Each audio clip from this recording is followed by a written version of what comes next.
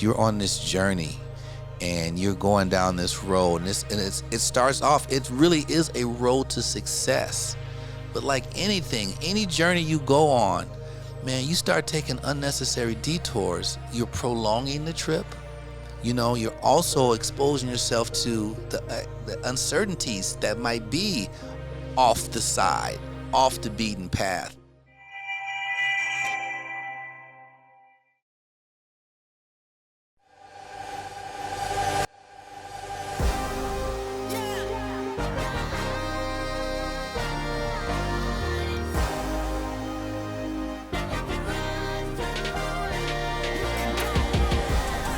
When your back's up against the wall, just know you got a place to stay. I know sometimes it gets hard, but all you gotta have is faith. If you can rise to it, you can rise through it. If you can rise to it, you can rise through it. Yeah. Hey, what's going on, family? Welcome to another edition of the Rise to It podcast, your home for personal and professional development. My name is Jonathan Hernandez, a.k.a. the letter H. And with us today, we got the entire team. We got Mr. DJ Sal Cortez. We got Mr. Andre Covington. We got Mr. Frankie Liel. What's going on, boys? What's going on? I know we've been busy. We just got done with a phenomenal event at Parkview Middle School in beautiful Armona, California. It was our first time there. Dre, I know it was your first time. I think as a team, collectively, it was our first time there. So talk about your experience at Armona, Parkview Middle School.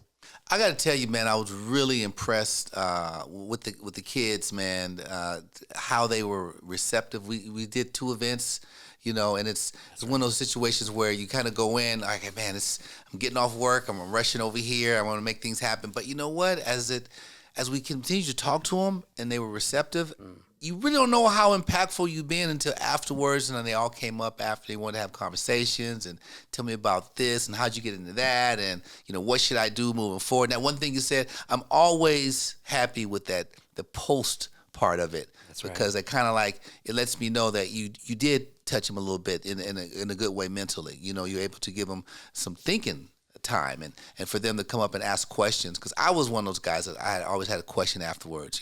Some people didn't like the fact that I'd raise my hand, because when someone raises their hand, you're prolonging it and people want to leave, Right. But they were just real receptive, man. I really enjoyed it. Absolutely. It was a good time. It was a good time. I know we took some pictures with the Panther, the mascot that even came out that day. And it wasn't cold in that gymnasium. It was actually pretty hot. So shout out to the Panther mascot that came out and took some pictures with us. That was a good time, man. I saw the Panther afterwards in the back room catching his breath. Catching their breath. We don't know what the Panther was. Yeah, there we go. And shout out to... the Panther was a panther. Oh, man. Yeah, the Panther, the little kids from the bigger kids, you couldn't really tell. The energy was just there from beginning to end. And like you said, like over time, they really got really receptive to our message. And so shout out to Ashley Foster Armstrong. We actually went to college together at Fresno State, Bulldog born, Bulldog bred. And we've kept in contact ever since. And she was like, you got to get out here to Armona. And so shout out to Ashley, and shout out to Josie Castillo, the principal over there, who she was excellent to talk to, man. From the beginning, she asked if we needed anything, so the hospitality was excellent.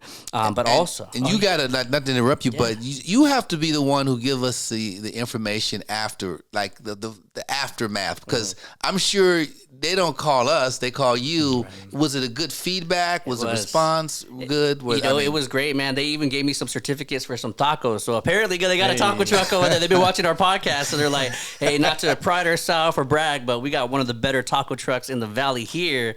And so I jokingly said, all right, we'll give, let me hook it up, or what's going on. Sure enough, afterwards, hey, Dr. H, here's a certificate, go try it. So unfortunately, I missed that event. So what you're telling me is you guys worked for tacos. Hey. Yeah. We'll always work for tacos, man. For good tacos, for sure. For sure. And shout out to CSUB, their camp graduate recognition. I was blessed to be the keynote speaker over there a couple of weeks back. So shout out to Omar Correa and the entire Roadrunner family. They've been, just accommodating us and believing in our mission from day one. Omar's great, man. The whole crew out there. Oh, man, they're really, really awesome. And so, yeah, we had a good time out there. But this is my favorite season. Like, I love graduation season from middle school to high school. And, of course, the big kids, I like to call them, college graduates. I've been at CSUBs, Fresno States, just around the valley. And it's beautiful, man, to see them grow and to see them accomplish something that's not just their own, but their entire family that has something to do with that, with their success. So this is definitely my favorite part of the year, man. For sure, man. For sure. It's a payoff, all that work. It is. It's hard work, man. And I know you guys got a graduation coming up in a few weeks, Frankie. So what's your experience like on campus? Is everybody kind of winding down? What's going on? Yeah, well, speaking of graduations, Evan graduated too from Reilly College. So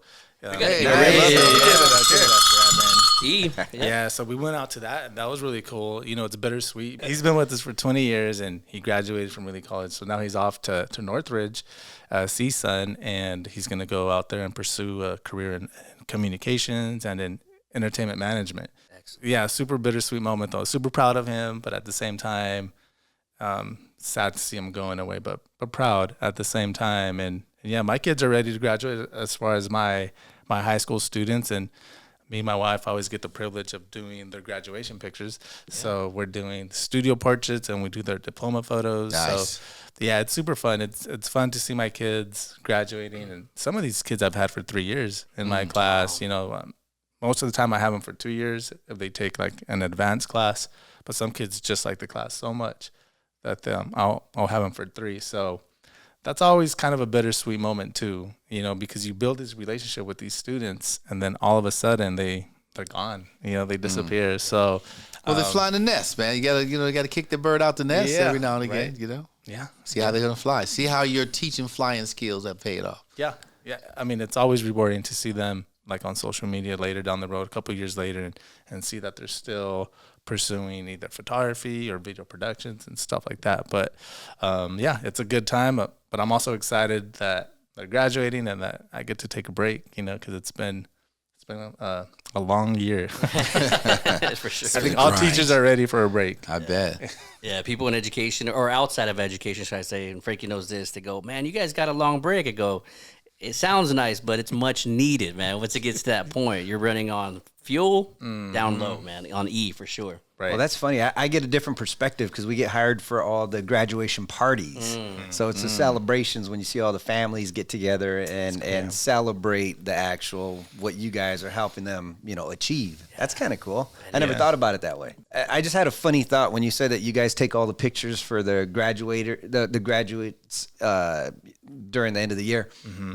Olin Mills. Oh, okay. Yeah. Is that still a thing, or are you the new Olin Mills? I don't know what that is, but for some reason, I just associate Olin Mills with pictures. What house doesn't have a Olin Mills portrait in it somewhere? Yeah. Yeah, I feel like now with everybody, or like with way more options for schools to have now, like back in the day, like schools had contracts where that was an old school where they had one contract and they did all the photography, and they were all the exact same picture. Yearbook background. Yeah, and now it's a little bit different. You know, now schools have a little bit more options. So I'm lucky that they get to, you know, they pick me. So. And just one more weird tangent. If they got like a big zit, do you guys airbrush all that out? Do you guys work that? Sometimes we'll do that, but sometimes because, you know, we're talking about 400 students. So you're talking about teenagers where zits are the thing. So yeah. So if it's something like that's major, we'll do it, but we don't like offer the retouching service because prices would go up like double time. I was just curious. Yeah, that's a good question though. But I know you know how to do all that. Yeah. I think we'll take that pink eye out this photo. Go ahead and remove that. I've seen on the news where schools get in trouble for like blocking out over, you know, like let's just say if there was too much skin showing, they would airbrush or just put like a black bar, like just straight up. Like I'm not gonna try to hide it. It's just a black bar here, and really, that's come out like on the news a couple of times. And me being a photographer, like I always chuckle, like, dude, that's crazy. No, there's ways around it. There's ways to fix that. But to straight up just kind of, I feel like you kind of embarrass them in a way. Yeah. So it's interesting. You embarrass them for life. Because that's their yearbook photo that you're going to go back and look at forever. Yeah. Mom's gonna be upset looking at those pictures. What happened? I spent a fortune on that shirt. What's going on? When the kid sees the parent, hey, what's this black bar on your picture here? It's crazy. Yeah, speaking of moms, y'all, we just had Mother's Day, and I've met all your guys' moms, and we're blessed to have them, in our life. I think, Frankie, I don't believe I met your mom just yet. No. But I know Dre's and Sal's, and I've had Love the bell for the pleasure. moms, man. Yeah. So me and my mother, we were having dinner, man, and it was just me and her, and we were having a good time. And so we went to this restaurant in Fresno, and it was her first time there. And so it got me thinking, because when we got in there, they said the service was great, but we sat at this table, and it was just me and her, and it was this little table, and it was right by a wall, and I could tell my mother was uncomfortable a little bit. And so she's looking around, and I'm like, hey, what's going on? Like, and she's like, I wonder if we could sit at that booth. No, I'm not going to say anything. And so for me, I was like, well, okay, I'm going to raise my hand. Me and Dre, before the podcast, were talking about closed mouths don't get fed. Exactly. And so I was like, well, let me, ask. The worst they could say is no, right? And so sure enough, the manager was actually walking by. It was right timing. And I go, excuse me, miss, is that a problem if we go sit over there? And she goes, oh, not at all. Just give me about 5 minutes. And so I could see the relief on my mother, like, okay, cool. It's going to be more relaxed. I could talk to you a little bit more. I just feel uncomfortable in this little spot. And so it got me thinking, and me and Dre talked a couple of days later about no risk, no reward, right? Always raising your hand, always asking a question, because our experience would have been good. Conversation with me and moms, we always, checking on each other. It would have been good, but had I not said anything, could have prevented that greatness of the experience, where we're both comfortable and we're having a great meal and we're having a great conversation and time well spent with each other. And me and Dre were talking just a couple of days later about the quality of life, living more, right? Raising your hand, wanting more out of your life. And so I was thinking about that Taco Bell slogan, livemas, right? And so I was thinking about all of us, and me and Dre were having this conversation, and I know he has kids that are actually going to move out of state, across the country, and taking that risk, no reward, and not settling for just what she could have done here and exploring more. And so it got us thinking, man, we need to talk about the team, because Sal could have easily just done DJing. Andre could have just done comedy, no acting, no motivational speaking, no radio. He could have just been content with what he was doing. And Frankie now is not only just, doing photography, that was his main bread and butter, right? But also teaching photography, also producing comedy events, promoting comedy events across the board. So all of us, each individual, have wanted to live mas, right? We weren't satisfied. Maybe we were grateful, but we weren't satisfied with what life was bringing to us, and we wanted a little bit more out of that. And so today I really want to unpack that topic of living more, wanting more. And I know all of us, we're brothers, we want more for our community, we want more for our family. It's not just us selfishly wanting more, whether it's materialistic things or of that nature. But Dre, starting with you, how have you decided that you were going to live more throughout the past and your experiences professionally doing from this to that? When did you decide, I want to push myself? God's got another gear in me to show and display. When did that start with you? Man, I got to go back to, I like to read the room, in a figurative sense, wherever I do in life. And I saw when I got into comedy, only a small percentage were going to make it to the top and do what it is they set out to do. Just do comedy, then do comedy movies or a comedic television show. It's going to be very selective who they got. And you feel right away, I'm going to be one of those people. I'm going to get one. But as you go and the time continues, you understand it's a lot harder and it's a little tougher. It doesn't mean that you're not good at what you do. It just means that for whatever reason, you're not getting the part.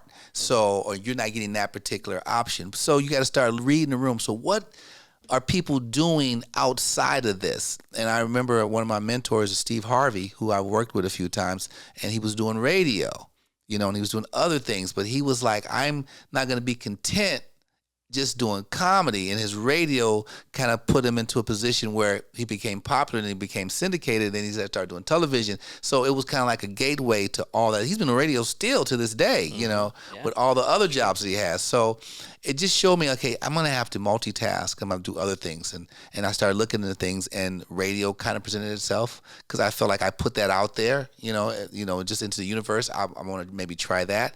And I've always tried to just see what more I can do. Not being content with just comedy, which I've been fortunate, been around the world, done a lot of shows and bunch of television shows, and then radio, 23 years now. And now, even now, radio, comedy. Now I'm looking at in the motivational speaking, we're doing it. My mother and I are writing a book. You know, that's another level I'm trying to get to. And now I put it out there. I was like, okay, you know what? I want to start documenting the things that I'm doing, because I'm blessed to get to see a lot of things and talk to a lot of people and go places that most people don't get to go. So I was like, I put it out there and I was like, man, I would love to just film that. And I got my little camera, I remember showing Frank, I was like, hey, this is my little cameraman. But then I started thinking about it. How can I, you know, set up the camera, be the cameraman, be the talent? It's going to be kind of tough to do that. So again, you know, prayed about it, thought about it. How can I do it? So one thing that I heard, you know, in my prayer time was, you know, just make yourself accessible, you know, for the opportunities to come. And there was an event, a 5K run that I was invited to, and I was like, yeah, okay, I'm gonna go to that. And then the day came, and I didn't have to do 5K. I was like, hey, just come do 2K. You know, I was like, okay, I can walk 2K. I can do that. Then the day came, I was like, nah, I don't feel like going. I'm tired. I was talking myself out, and then I heard that voice again. Hey, opportunities. Your word is your bond, so go. So I go to this event, and there's this guy there, and he's filming the whole thing. This guy looks familiar. He had several people filming, and I was like, well, this guy looks familiar. I go and talk to him. He goes, Dre, you don't remember me? I go, no. He goes, man, about 25, 26 years ago, I lived in San Jose, and you have a friend named Charles Walker. I was his friend, too, and we all went to a concert together. I was like, really? He goes, yeah, man. He introduced himself. We talked. And he goes, hey, man, I've really been thinking about, you know, approaching you, but I didn't know how to do it. But now that you're here, I just want to ask you a question, man. How can you and I do something together? Whoa. I'm like, bro, you don't even know what I'm tripping right now. It's like I wasn't even supposed to be here. I wasn't even coming. So he's teaching students. He has, you know, a whole setup, downtown Fresno. He's teaching young kids how to film, and you know, and he has his own like setup. And they're kids who are like, you know, older, but they're looking for a future. And he's like, they need content. So he goes, whatever you got, man, we want to go and film it. Nice. So I'm like, you know, I thought about you, Frankie, but I'm like, Frankie don't have the time. This guy is like, you know, he's got like a family, a full-time job. Yeah. This guy has a bunch of young kids who they have all the cameras, they have everything. They have hundreds of thousands of dollars worth of equipment that's been donated. And he's skilled. He's teaching them. He goes, so they're going to come, they're going to film my vow renewals. They just went and filmed an event that I was invited to be a keynote speaker at. They went and filmed that. They edited it. They put it all packaged for me, sent it to me. It looks really good and professional. Wow. And these are young people who are like getting into the business. They are excited about it. So now he's got the city getting behind him. They're meeting with the mayor and like, you know, for more grant money so he can now pay them a competitive wage. And they just need content. I can provide that. I'm like, I wanted to do something where I can have a crew with me everywhere I go. I like to bring them here one day and just film what we're doing here. Right. That type of thing, what I'm saying to our audience is you have to first believe it. You got to put it out there, and then you got to start walking towards it. You got to start walking towards it. And you cannot, so many times we talk ourselves out of opportunities. Now, if I just would have stayed in bed and not went, our paths don't cross. Yeah. At that time, maybe later, but maybe it's too late then. Maybe I'm on to something else. So it happens for a reason. So I'm very blessed, and I'm happy that now we just had lunch today, and he went over a whole bunch of stuff, brought in his financial people to meet with me. Hey, like we just want to be the fly on the wall everywhere you go. Wow. So, you know, it's like, where's Dre at? You know, it's like, you know, it's kind of a loose title for, because I'm everywhere, and now I can have someone come, and then we can start packaging and now put it together. And where that goes now, I don't know. I don't know where this goes is what I'm saying. Don't worry about that. Yeah. Don't worry about, okay, now I got to do this. No, now I'm going to organically let that happen, and then the next thing I'm gonna walk towards is gonna present itself, and they're gonna have another opportunity for that to happen. So Right. walk towards it, man. That's really, and I think that we all have done that in our lives. We Right. start walking towards things that help us be successful. Frankie, what about you? I mean, I can definitely relate to your story. There's a lot of similarities, and I can probably say the same about all of us. But I mean, I can even think about me when I started my career. You know, when I was in high school, that was the hardest thing for me to do, is like to decide what I wanted to be. I couldn't really decide because I didn't know, you know, and my dad wanted to be an architect or something, and I tried that, and that wasn't for me. But when I got into graphic design, that's where I flourished in a way. Like I thought this is where I need to be, and I did that for a good minute, and then all of a sudden I'm thinking about picking up a camera, and I mean, countless times people would come up to me and say, "You're not a photographer. You're a graphic designer." And like in my mind, I'm like, "And who are you to tell me like what I am?" You know. So I think people get content, and they feel like they have to do like one job, and that's going to be my job like forever. But with me, I was like, even when I got into photography, like I never really called myself a photographer because I really didn't feel like one. It's just something I wanted to do and try, and it was fun. And I just kind of go into different avenues. Like I go into things that make me happy or things that I get satisfaction over, you know, and everything kind of happened organically, like from graphic design, and then I get into like the photography, and then, you know, and then we get into publishing, like we're doing magazines, and every step of the way I've learned something, you know, from like leading a team, like an editorial team, like with the publication. And I mean, me and my wife were in our early 20s, and we had college professors that were working for us, you know, and we always like looked at each other thinking like, who are we? You know, it's just having that confidence, you know, to go out and just do what you want to do. We've always loved comedy, and through the photography, we've met a lot of big time comedians. Like I've been in spaces that I have no business being in. Right. But through photography, I was there, and we made those connections. And because we've had those for like 15 years plus years, now we're doing like really cool shows. You know, we're producing shows, and it's things that we talked about, but it's cool to see them like come into fruition. You know, going back to the slogan, the livemas, it's just really not staying in that box. Right. And it's going out and like not being afraid, just go do it. You know. No, I love that. No. I think with the slogan, I love that. I love Taco Bell, by the way. People hate on it. People, that's not Mexican food. I was like, yo, it's good though. I'll be there tonight. But I love the Live Mas because it is something that I've seen Frankie over the years delve into more things, and that confidence and trying it. And I think that's the biggest thing for me. It's regret. Like, again, going back to my mother, we could have had a nice dinner, and it could have been a good dinner. And so I've noticed the language, maybe it's that professor of communication in me. How you doing? Oh, I'm doing good. For me, that's a problem.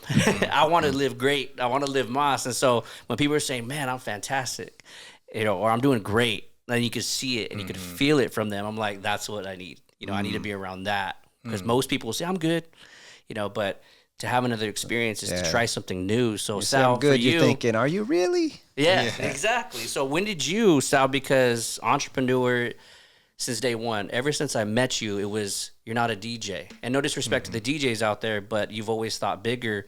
However, you've always had a vision, and you make that dream become a reality. And there's a big difference between a lot of people that talk a big game. Oh, I'm thinking about doing this and this. I think Dre talked about it in maybe the second episode, where his friend was like, I got this idea. Great ideas, but it went nowhere. When you speak something, you speak it into existence. So for you, what does that mean for, you could be happy with just bliss and rise to it, but I know we've talked about future businesses, you know, future plans for you. Yeah, the DJing's always been kind of a straight line since my teenage years. Actually, I would even go into probably my, as a kid, you know, 8 years old, I think it was the first time I ever played music for an event. But I've had other professional careers. I worked for a health department. I was a director of operations, but always, you know, DJ'd on the side as a hobby for fun. That was always my creative outlet. And I feel like all of us has had a creative outlet, whether we've done one thing or another. There's always been something in the middle that you've always done. But for me, I would say it was probably 2008 is a year that I don't know if you remember market crash, housing market, lost a house, got let go from my county job, like everything fell apart. But I actually that baseline of DJing is what got me through for a while to actually where I did it for maybe a couple of years. And that was, I was surviving off of DJing, right? Nightclubs, $200 a night here and $200 a night there. But that's how I got by for a couple of years until I got picked up by a friend of mine who started another operation for Fresno County. So I actually got my position back, better position, better pay, but it was a contract. It was limited. So it had an expiration date. So 2013 is when that expiration date came. But when I started that 2 years that I built the DJ kind of career started to turn into something out of a necessity. It was something that I was doing, but when I picked up that contract, right, now I was doing both, and the DJing kept elevating. So when the contract expired in 2013, close to 14, I was in a position where it was like, I love doing this. This is what I love doing. Not only that, I went out to just on a whim. It was a conference. It was a wedding conference because I started getting more into wedding events, right? But you don't know until you see it. And that's what I think I love. One of the things I love about Rise to It is we bring something some of the kids have never seen before. And for me, going to this conference and seeing that what I was doing for fun or hobby was a full-blown operation on the East Coast. And I got to meet guys that were running multi-ops. And it's like, it just, it was a whole nother thing that I didn't know existed, another world. And I think it was at that point that I was kind of dead set on, you know what, I'm gonna do this. I'm gonna do this. Because up until that moment, I always branded the DJ business, right, as DJ Sal. You know, I even had the website bookdjsal.com. Okay. But when I hit that, it was like, no, there's bigger. Like you don't know until you see it. Right. For some people, for me, it was very visual. I'm very kind of hands-on, work my hands, and if I see it, I can imagine it. I can, then it turns into something for me. It was an inspiration. So that's what took off there. But at the same time, when we started early on, right? So county hourly job contract ended, done. Now I'm back to working off of just DJing, but at a whole different level now, right? And then just like to what Frankie was speaking, one thing leads to another. We started adding little things like a photo booth to our services, right? And finding an open door somewhere. I never wanted to get into something like photo booths, which is just another service. It's not DJing now. Now we're providing another service, right? Yeah. And seeing that you can expand on that, but seeing that doing a photo booth for an event actually opened doors to other events. And then you start seeing that the communication, you start building just that network through other things, and you figure the more nets that you have in the water, more fish you're going to catch, right? So one of the things that made me go all in on another avenue of something that we do, DJing, added a photo booth. Somebody saw a photo booth, contacted us. It was another organization, and recently through a side thing that Bliss provides, the company that we run, is we got a $35,000 contract through a connection through a photo booth. So it was like having those little things lead to other things. You just never know. But not only that, I think we all find stuff from we're inspired by certain things which lead to other things that you think you can find that you love to do. Up until the age of probably 32, I had never drank a cup of coffee in my life. Never needed it, didn't want it, was nasty. And then it became an acquired taste, and now it's something that I am kind of passionate about, man. I love it. Speak on it, bro. Speak on it. Yeah, We just had breakfast the other day. So one of the visions, man, I've been looking, and it's a thing that's been growing, and I want to do it like I love when you can grow something organically, right? There's a pun for coffee, growing organic coffee. But it's been something that I've become passionate about that I really, really enjoy. So I've done things. When we were in Mexico on our last trip, it's been a fantasy of mine that I'm kind of putting out there. that I'm looking to create a space where I can have my own kind of coffee shop, right? A boutique type thing. But just good coffee, right? So like my last trip to Mexico earlier this year, visited a plantation, learned about the process, the growing, the drying, saw it, touched it, felt it. And in a couple months, we're going to go to Hawaii. I'm going to visit a couple other plantations out there. But to kind of just get a real educated sense of what it is, how it works, and how people consume it. So anyways, that's just something that's in the road because it was something that grew and I'm kind of going in that direction, but still loving DJing. We're still running photo booths. For me, it's always been just an organic thing. And if you can lean into it, I don't know, man, anything's possible. I think you could go a direction and learn something else. And I've always been a fan of videography. I've gotten some little cameras and stuff, and there's just, I don't know, man. Living more just means exploring more, right? Something that speaks to you, lean into it, figure it out, go after it. This has been I just realized 2013, 2023, right? It was October when I went full on working. DJ is going to be my life. This is how I'm going to.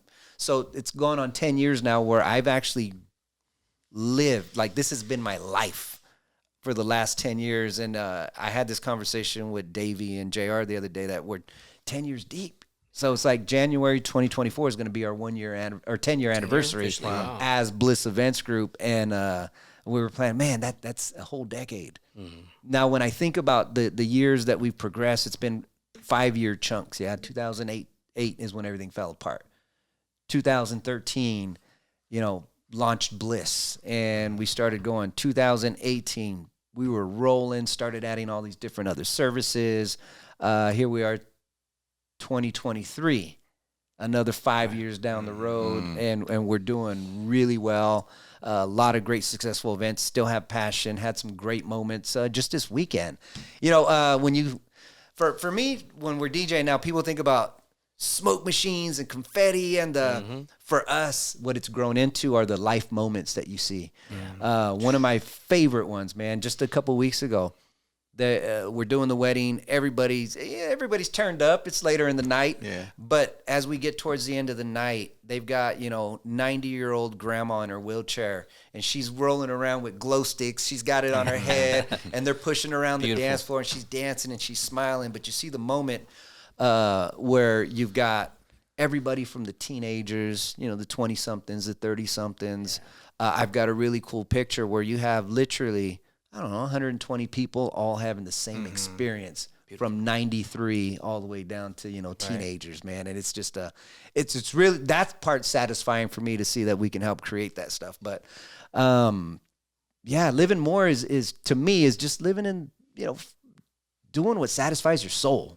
And moments like that satisfy the soul.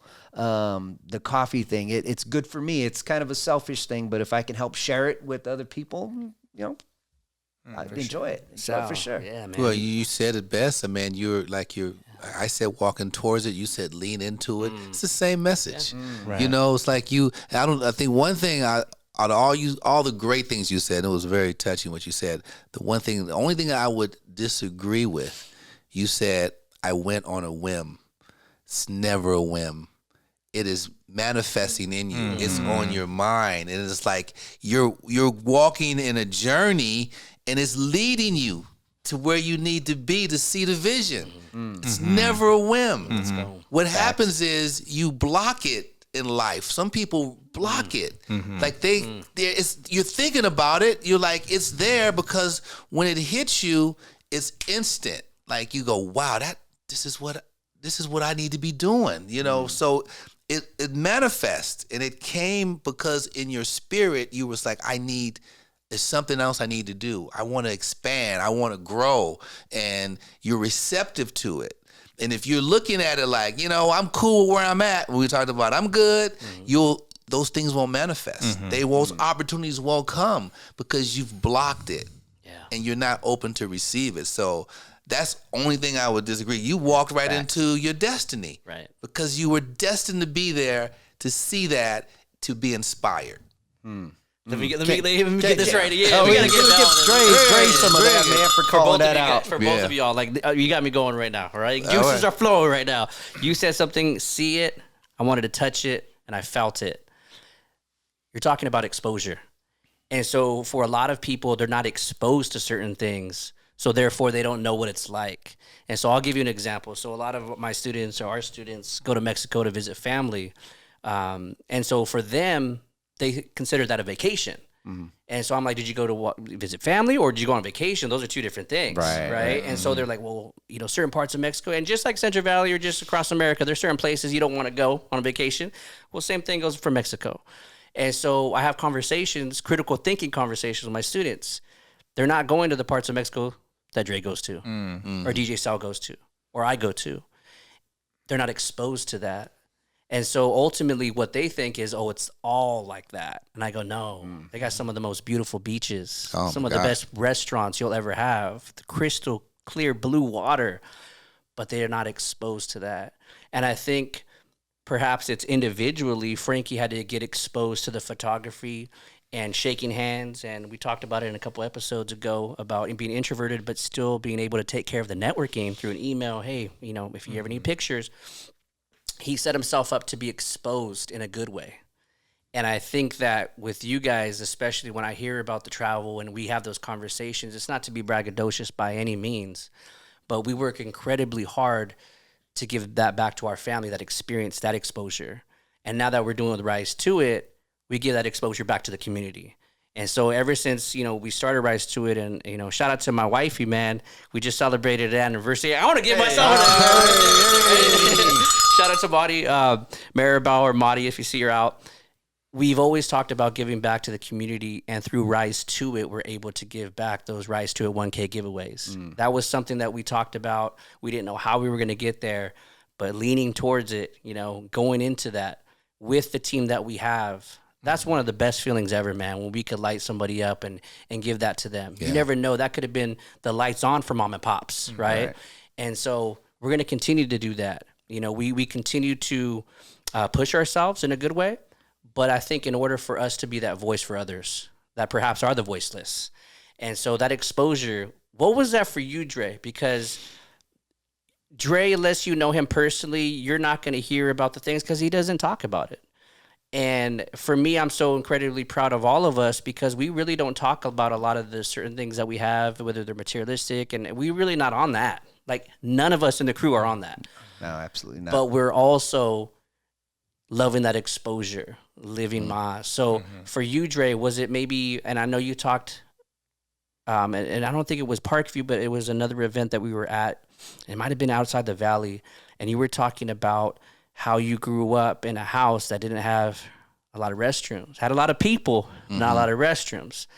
Was that exposure maybe what motivated you to internally to be where you are today? Yeah, I think people are driven a lot by their past, and they want better than what they had growing up, and that drives certain people, I think. But sometimes that could drive you really to an early grave because you become obsessed with something, and you go into this by any means necessary. When you say by any means necessary, that means I will beg, borrow, steal, hurt to get where I need to be. You have to go like by positive means, and I will necessarily try to reach these particular goals. But materialistically, you can't set it like, okay, I want $1 billion. I mean, those if you want to be wealthy and you want to, be driven, those are good things to have. I want to be driven and I want to be with it because I want to help others. I have a purpose behind that.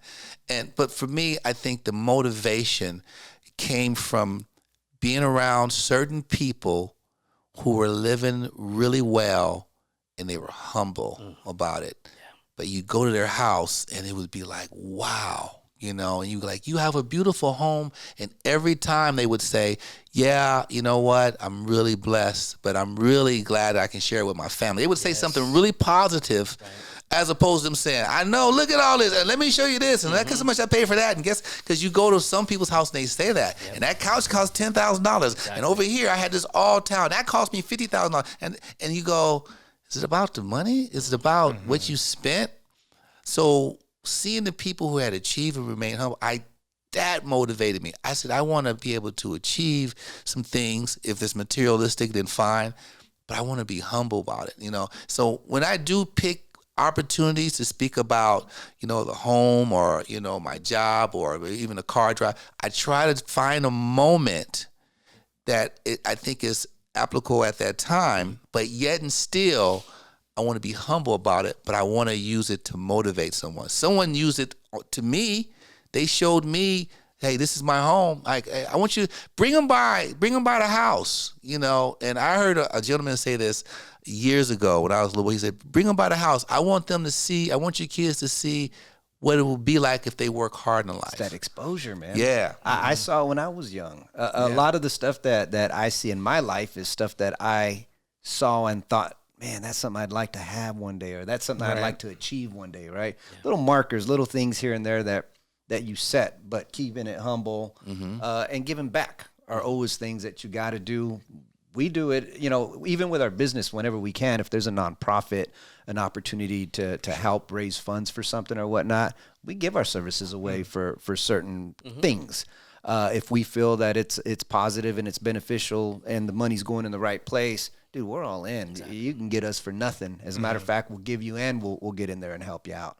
So it just depends on what it is. So giving back, you know, being able to be in a position to do that is something that's a goal that we've gotten to, you know, on our end, and even working with Rise to It, man. Sure. Giving back, it's a thing. It is. Yeah, I mean, just doing this podcast, we're giving like nuggets of information and knowledge. And we've taken time away from our families. We've taken time away from things that we could be doing because we want to impart some wisdom for the next generation. Someone who might be watching this who's a little bit lost right now. You know, maybe they're at a crossroad. Maybe you just graduated college. Maybe you in between jobs. Maybe like Sal, you got let go from a job, but you have a passion, something you're good at, but you just been kind of toying with it. You might want to get serious about that. Amen. You know, you may want to look at that. Maybe this is what I want to move towards, because I guarantee when you were doing another job, it was a job, but when you got off, you got a burst of energy. You was tired of that job, but you knew you had a gig to go do that which you enjoyed doing, and you got a burst of energy.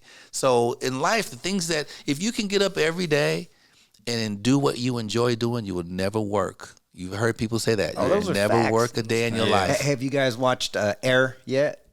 No, you haven't seen Air yet? Yeah, I mean, Marty went, yeah, for sure. Well, it's on, is it Netflix right now or Prime? Anyways, it's out, yeah. Yeah, it's out. Air. So there's a part where Ben Affleck's, you know, he says something to, you know, the old thing, it's not the destination, it's the journey. And we're still on a journey, and I don't ever think I'll stop being on a journey as long as we've got new things. And I feel like we can always evolve. You don't have to be I don't know, if you choose whatever it is, you're not stuck to that. So, you know, up until 2013, I was a director of operations for a health department.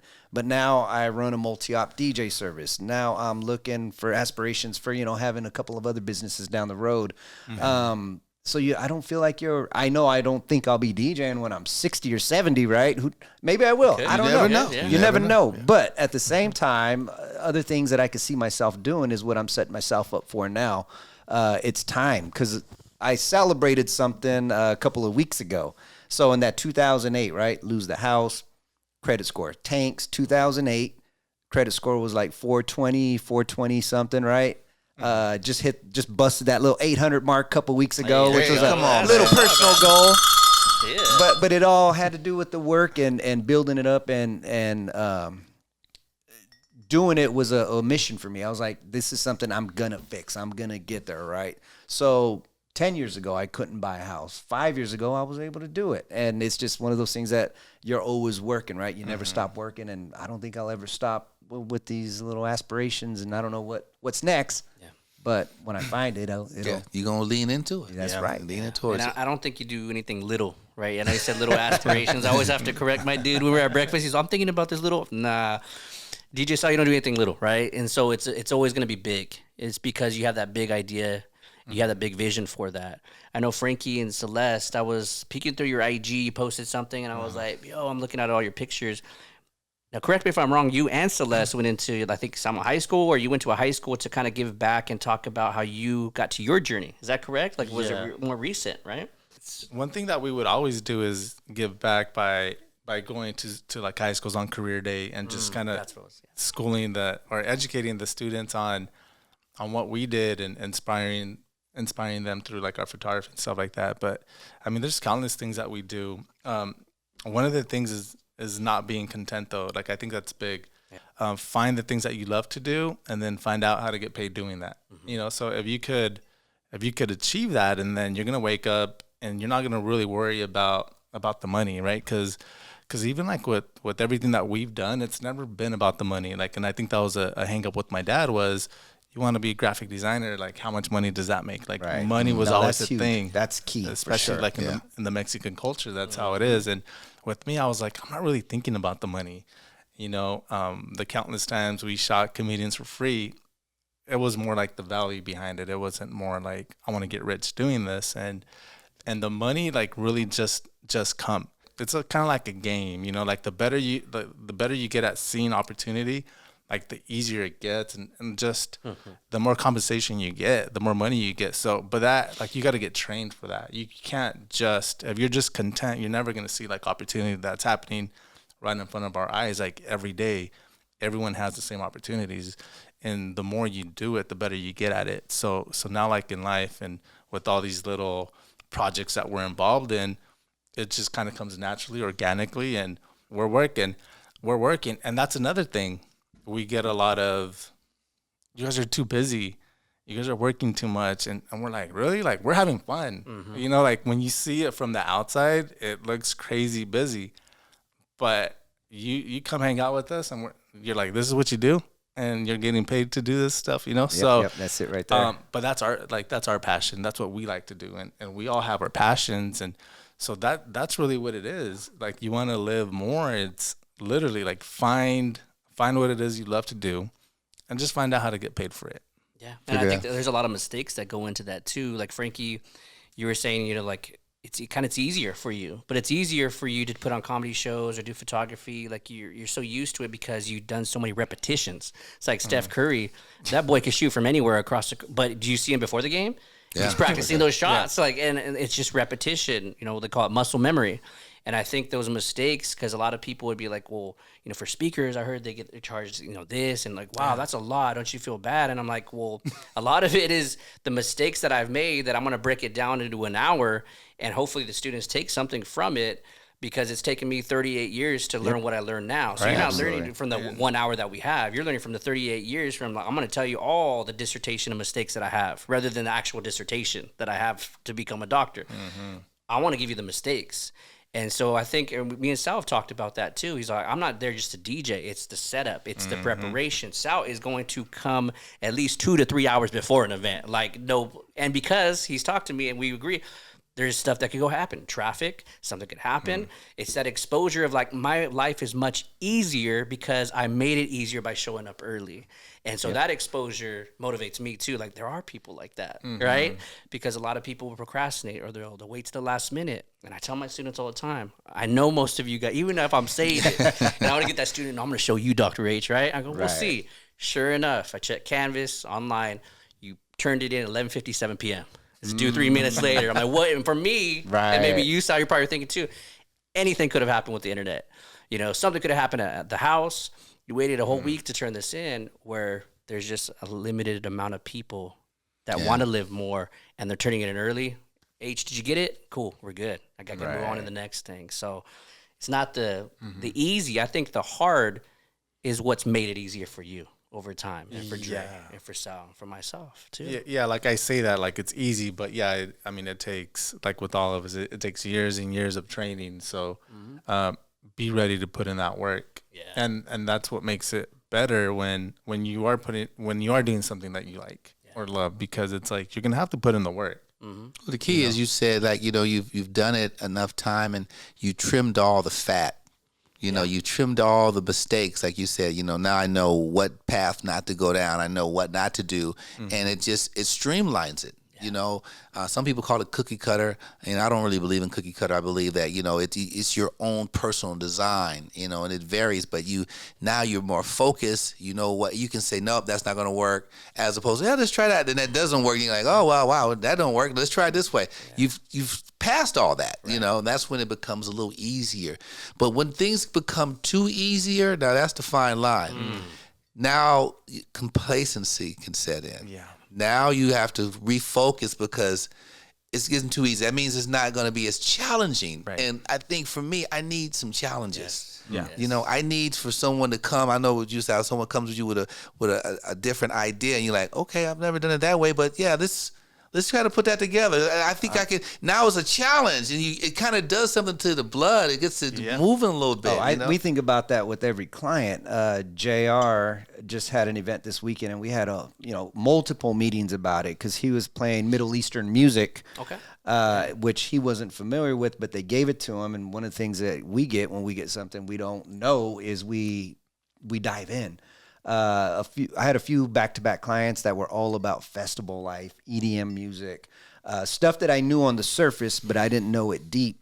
Right. Man, I spent every drive. I mean, I don't know how many hours, over 100 hours of just tuning in, listening, feeling it out, vibing it out, and that all led to some great experiences. And what's funny is between all those events and the hundreds of hours that went in, one event I got to spin that music for an hour. Another one I played it for maybe 45 minutes because that's the end of the night. That's them having their moment after we've satisfied the family and the grandmas and everyone.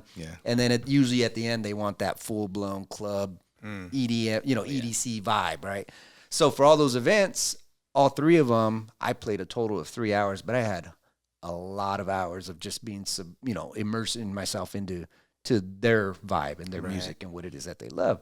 So prep, man. But again, it's a challenge. It's something that I learned. Now I have a new little set that I can use and take anywhere, if the moment strikes or arrives. Yeah, the work. I mean, sometimes they do a comedy bit, just a joke. There's one particular joke I was working on. I worked on it for 3 months. Did it many different sets, different rooms. This room is like a younger crowd, this is an older crowd, so I had to tweak it. Then I got to finally where now it's universal. I can take this joke anywhere and do it. All that time, and it's a 7-minute joke. Yeah, but at the same time, if you're in a room and you see older folks, you can actually in real time tweak it to match the room. Know your audience. Know your audience. And I've seen you Read do the room. it. We've gotten to work, and we had the pleasure of having you out for a few events. An insurance company or another company, and I've noticed how you've changed the jokes to fit the room. Fit the room, yeah. And I think you have to do that. Some comics, they live on the whole thing of I'm not changing my jokes. If you're there, you're gonna get what I give you, and you're gonna love it. Well, that only works when you're Dave Chappelle or Kevin Hart. Now, because those people are there to see you, and they've paid big money to hear whatever. Now, when you're hired to go do, like you said, insurance, now you have to cater. Right. You have to make them feel like, hey, I wrote a bunch of jokes for you guys because I'm happy to be at your event. Thanks for having me. And I'm going to tweak those jokes and give it that little bit of cadence that leans towards them a little bit so they can feel like, wow, this guy really took the time out. And there's some of that as well. You took the time out to do the research and then to talk about your own experience with whatever it is that they do and tie yourself into it. So you have to cater at certain times. And sometimes it's like, hey, I'm just going to be me, but read the room when it's time to be you. Like if I'm going to shoot another 1 hour comedy special, then I'm going to make sure that, that's going to be me. And everyone who's coming to that show or coming to see Dre's 1 hour comedy special, and this is what's on my mind. So you're going to get the full experience. I'm not catering to nobody that day. It's like, this is my thoughts. Boom, I'm knocking it out the park that way. So there's ways to do it, man. But you always want that audience in that room. You will read that room and know exactly where you are at all times. And I think the reading the room came in with a lot of the years of exposure. Right, different audiences, different nationalities, backgrounds, age groups, the whole demographic across the board. So a lot of this too, there's got to be a characteristic quality in everybody to actually be aware. Also, I mean, you could be exposed to something, but if you're not aware, if you're not in the moment, or if you're just on your phone scrolling or whatnot, man, are you really? So I think this might be a whole nother podcast, but how do you other than the exposure, how do you inspire them to actually wake up and see what's in front of them? Because a lot of time, most people are just checked out. That's definitely an episode we got coming. Self-awareness, is key for all of us. We're not satisfied, even if an event went extremely well. What can we do to improve? We're always talking about that. Oh, absolutely. We feed each other things like, hey, John, I mean, we were in New Orleans, and Dre's like, I like what you did here, but to enhance that, you could do this. And I was like, you know what? Never thought about that. I don't think any of us take anything personal.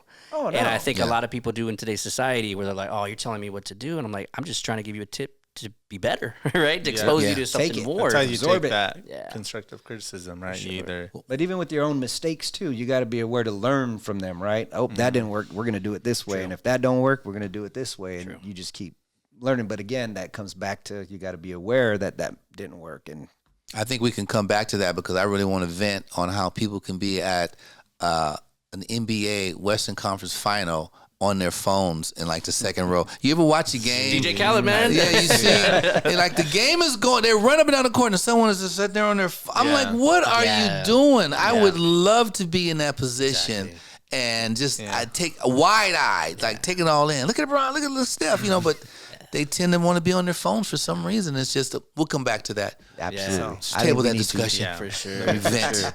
Before we get on out, we've talked about living more. We talked about becoming exposed to certain things that have motivated us and inspired us. And then with that, we could actually do great things, not just for ourselves, but for the community, for our family. And I know all four of us do that. We implement what we have. We have gifts that we want to share with the world, and we do share with the world. But one last thing, we'll call it the rise to it. Dre's thought of the day. What can you give to the audience after talking about the exposure, living more? If there's people on the fence still, like, I got an idea, I have a plan for a business, or I want to go to school for this and take my life to the next level. What can you give to those audience members that are listening in? Some advice, some nuggets. Oh, wow. Okay, I'll start with me. Listen, I've said a lot today. I felt like I've imparted some wisdom, which I'm always happy to do.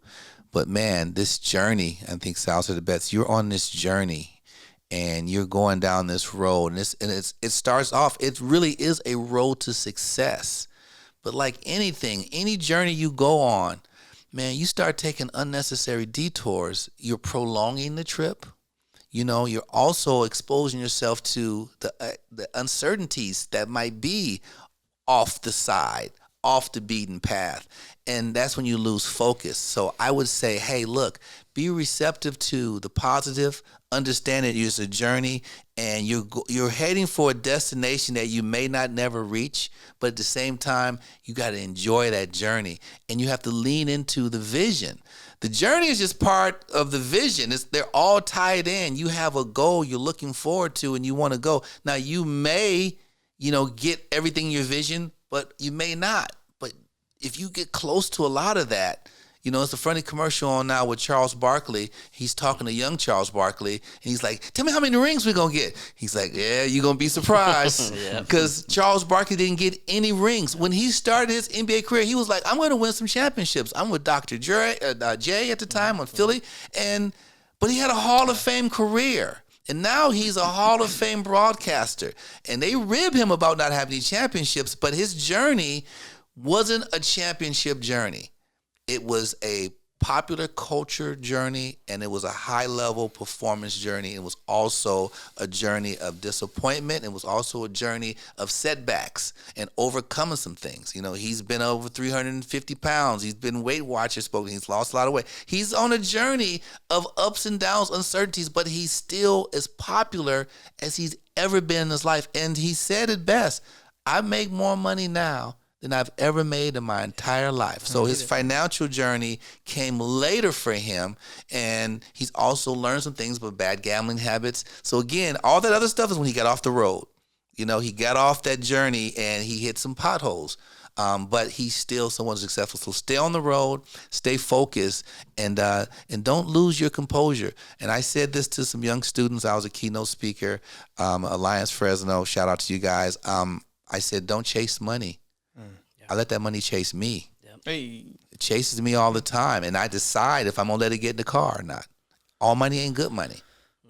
I'll leave you with that. I've heard that many times. Yes. I believe Sal said that in an episode, man. Oh, yeah. For sure. And also it's exposure. Just like for me, I didn't know that this could be something, right? So anyone that's may be lost, right, not knowing where they're going, there's something you kind of like, figure out how to be around it and see if it fits you. It might speak to you, or another thing relative to that might speak to you more, but you don't know until you see it. So if it's even if, let's say, somebody wants to be a cop, go do those ride-alongs. Get that Explore program. You want to be a firefighter? My nephew's graduating tomorrow.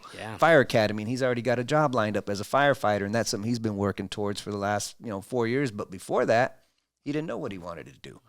So I think he went the EMT route, did the firefighting ride-alongs, like, yeah, this is mine. This is what I want to do. And here he is. He's graduating, and he's already got a job lined up. Nice. So it's exposure. If you want to do videography, go shadow Frankie. Go volunteer your time to carry some bags. Sure. You want to learn how to DJ? Holler. You can ride with me. Right. For sure. Yeah, no, for sure. So exposure. Get yourself out. Get yourself out there. Get yourself some. Frankie, any last words for our audience? Yeah, I mean, pretty much what you guys are all saying. Like, don't chase something for the money. This is, somebody who's saying this, or this is coming from me, somebody with no college degree and with a paid off house and no debt, really. So don't chase nothing for the money. And the money, like you said, Jay, like it will really chase you if you just got to believe in yourself. If you want to take pictures, start taking pictures, post them, and stay focused. Just because you want to do it, there's still a big difference, right? Just because you want it doesn't mean that it's going to happen. Like, you still got to go. Yeah, you got to make it happen. You just got to get out there and do it. And it's not rocket science, guys. Like, it really isn't. Like, if you just want something, you just got to go do it. You just got to work hard. Like, I'm not going to sugarcoat that. You just got to work hard. You just got to go and sacrifice and miss some birthday parties and put the time and effort in. You just put, like, we all have hundreds, like, I don't even want to count the hours combined that we have, or the years, not the hours, but the years. Yeah. We have a lot of years combined here, right, with experience. So you just got to put in the time. Yeah. And I would say to live more also in conjunction with what my brothers are saying too, is to also, like we talked about at the very beginning, no risk, no reward. Get out of that comfort zone, because if you really want to be the best in what you do, you got to be around the best, and they're going to be better than you, and you're going to soak that information. Yeah. Closed mouths don't get fed. And so just like we started this episode with my mom, we could have had a good dinner, but we ended up having a great dinner. And so don't live good when you can live great, is what I would say. You have the option, you have the choice every single day, but get around people that are going to expose you to certain things. And that's what I would say for sure. No doubt. Definitely. No doubt. Are we going to hear that Taco Bell dong when we say right. I think it's trademark. Right. Look at my lawsuits. Yeah. Okay. We need to bring back that little chihuahua, bro. We got to do that. But brothers, let's go ahead and give a ring for another episode. Family, thank you so much for joining us on another episode of the Rise to It podcast, Live Mas. And as always, family, if you can rise to it, you can rise through it. We'll catch you later.